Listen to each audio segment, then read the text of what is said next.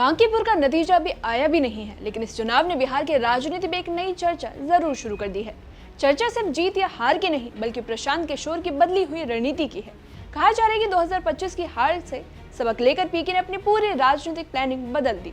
महंगे कैंपेन से दूरी बना ली, प्रोफेशनल टीम छोटी कर दी और फोकस किया जमीनी कार्यकर्ताओं पर। सवाल यह है कि क्या यही बदलाव जनसुराज को पहली बार बीजेपी के सामने मजबूती से खड़ा कर पाएगा, और क्या बिहार की राजनीति में अब तक एक नया खिलाड़ी उभर रहा है। आप देख रहे हैं एबीपी लाइव और मैं साइमा परवीन।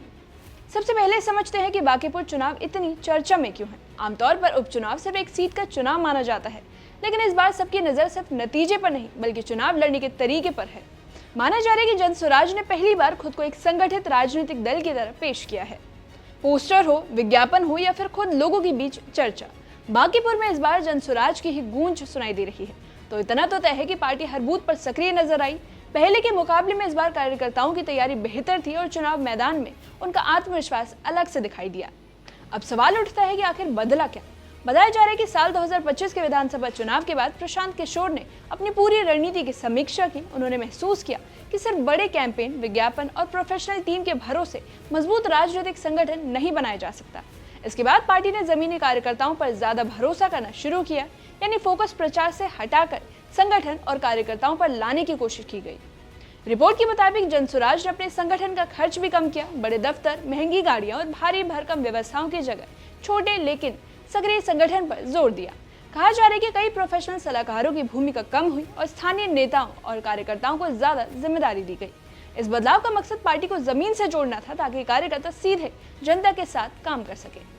इस रणनीति का सबसे बड़ा असर बूथ स्तर पर देखने को मिला है। माना जा रहा है कि जनसुराज ने इस बार लगभग हर बूथ पर अपने कार्यकर्ता और एजेंट तैनात किए थे। बीजेपी लंबे समय से बूथ मैनेजमेंट के लिए जानी जाती रही है, और ऐसे में अगर कोई नई पार्टी बूथ स्तर पर चुनौती देती नजर आए तो उसे राजनीतिक रूप से अहम माना जाता है। हालांकि मतदान के दिन कई जगह जनसुराज और बीजेपी कार्यकर्ताओं के बीच तनाव की स्थिति बनी और जनसुराज के कार्यकर्ता पीछे हटने के बजाय डटे रहे। हालांकि इन घटनाओं को लेकर अलग अलग राजनीतिक दलों के अपने अपने दावे हैं, लेकिन माना यह जा रहा है कि इससे ये संदेश दिया गया कि जनसुराज अब सिर्फ सोशल मीडिया या फिर सभाओं तक सीमित नहीं, बल्कि मैदान में भी सक्रिय भूमिका निभा रही है।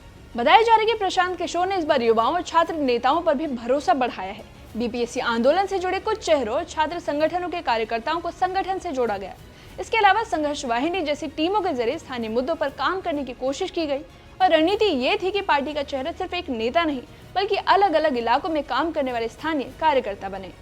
अब आसान भाषा में समझे तो पहले जनसुराज की पहचान एक चुनावी अभियान और प्रशांत किशोर के चेहरे तक सीमित मानी जाती थी, लेकिन अब कोशिश ये दिखाई दे रही थी कि पार्टी को एक स्थायी राजनीतिक संगठन बनाया जाए। और अगर ये रणनीति आगे भी जारी रही तो बिहार की राजनीति में जनसुराज की भूमिका बढ़ सकती है। हालांकि इसका अंतिम असर चुनावी नतीजों और भविष्य के प्रदर्शन से ही तय होगा। अब बड़ा सवाल बीजेपी को लेकर उठ रहा है। अगर कोई नई पार्टी बूथ स्तर पर मुकाबला करने लगे तो हर राजनीतिक दल अपनी रणनीति की समीक्षा करता है। हालांकि ये भी कहना जल्दबाजी होगी कि इससे बीजेपी की चुनावी रणनीति पर कितना असर होगा, लेकिन इतना जरूर है कि बांकीपुर उपचुनाव ने राजनीतिक दलों को संगठन, बूथ मैनेजमेंट और कार्यकर्ताओं की भूमिका पर फिर से सोचने को मजबूर कर दिया है। अब पूरे मामले का सार यही है कि बांकीपुर उपचुनाव ने एक नई बहस शुरू कर दी है। बहस इस बात की कि क्या प्रशांत किशोर ने अपनी राजनीति का तरीका बदल दिया है, क्या अब उनका जोर प्रचार से ज्यादा संगठन पर है, और क्या यही बदलाव आने वाले विधानसभा चुनावों में जनसुराज की ताकत बन सकता है। इन सवालों के जवाब परिणाम की घोषणा के बाद मिल सकेंगे, लेकिन फिलहाल ये चुनाव राजनीतिक रणनीति के बदलाव की मिसाल बन गया है।